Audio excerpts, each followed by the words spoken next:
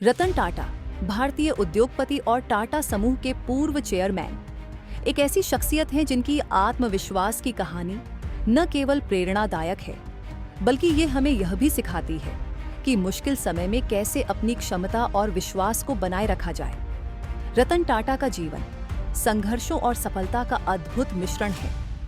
रतन टाटा का जन्म 28 दिसंबर 1937 को मुंबई में हुआ था। उनका परिवार एक प्रतिष्ठित और समृद्ध परिवार था, लेकिन रतन टाटा ने हमेशा अपनी पहचान खुद बनाने का प्रयास किया।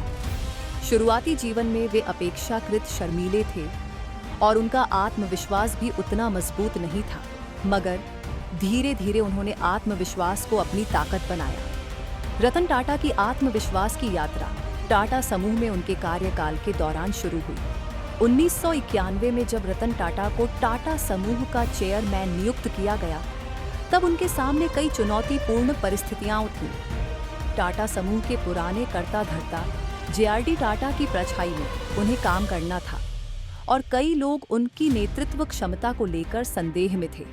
हालांकि रतन टाटा ने कभी भी अपनी क्षमता पर संदेह नहीं किया और खुद पर विश्वास रखते हुए कार्य शुरू किया।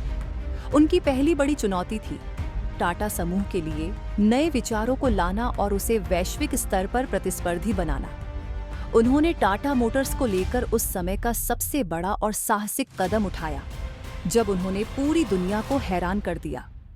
2008 में टाटा मोटर्स ने नैनो कार लॉन्च की, जो उस समय दुनिया की सबसे सस्ती कार थी। ये एक साहसिक निर्णय था और इसके लिए रतन टाटा को बहुत आलोचनाओं का सामना करना पड़ा, लेकिन उनका विश्वास मजबूत था। वे जानते थे कि नैनो जैसी कार भारतीय बाजार के लिए एक क्रांतिकारी उत्पाद साबित हो सकती है।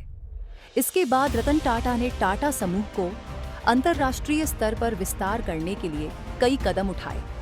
उन्होंने टाटा स्टील द्वारा कोरस स्टील का अधिग्रहण, टाटा मोटर्स द्वारा जगुआर और लैंड रोवर का अधिग्रहण किया। ये सभी निर्णय उनकी आत्मविश्वास और दूरदर्शिता को दर्शाते हैं। उन्होंने यह सिद्ध कर दिया कि आत्मविश्वास के साथ लिया गया सही निर्णय सफलता की कुंजी हो सकता है। रतन टाटा की आत्मविश्वास की कहानी सिर्फ उनके व्यापारिक निर्णयों तक सीमित नहीं है, बल्कि यह उनके जीवन के कई पहलुओं में दिखती है। चाहे वह उनके द्वारा टाटा समूह के सामाजिक कार्यों के लिए किए गए प्रयास हो या फिर व्यक्तिगत जीवन में किसी भी कठिनाई का सामना करने की बात हो, रतन टाटा ने हमेशा अपने आत्मविश्वास को मजबूत रखा। उनकी जीवन यात्रा यह सिखाती है कि आत्मविश्वास सिर्फ बाहर से दिखावा नहीं होता, बल्कि यह अंदर से एक गहरी विश्वास की भावना होती है, जो कठिन समय में हमें अपने निर्णयों पर विश्वास करने की ताकत देती है।